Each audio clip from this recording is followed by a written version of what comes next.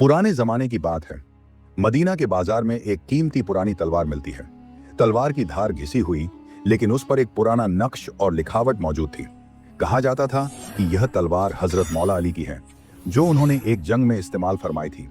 इस वजह से उसकी कीमत पैसों से नहीं, इज्जत और तारीख से तोली जाती थी। एक यहूदी के पास वह तलवार थी और वह उसे बेच रहा था।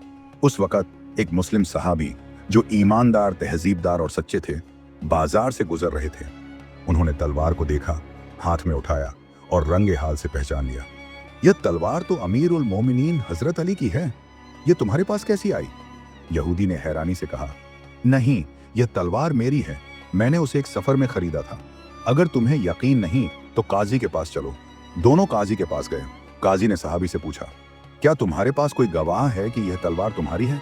सहाबी ने अर्ज किया, मेरे पास सिर्फ मेरे बेटे और एक गुलाम की गवाही है।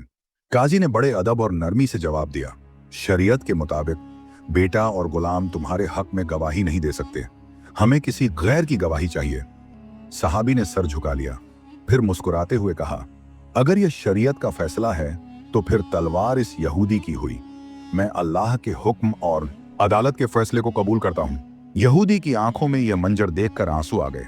उसने सोचा, अजीब कौम है, सच्चा हकदार भी अदल के लिए अपना हक छोड़कर जा रहा है। अपने लीडर की यादगार तलवार तक बिना सबूत के छोड़ दी।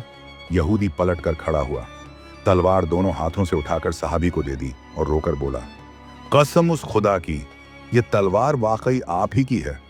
मैंने इसे रास्ते में गिरती हुई पाई थी। आज समझ आया कि तुम लोग सच, इंसाफ और अखलाक पर जिंदा हो। ऐसी कौम झूठ पर नहीं चल सकती। फिर उसने दिल पर हाथ रखा और कलिमा पढ़ा।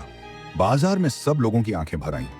यहूदी ने कहा, अगर तुम झूठ बोलते या जबरदस्ती करते तो मैं कभी मुसलमान ना होता, मगर तुम्हारा अखलाक ही तुम्हारी पहचान है।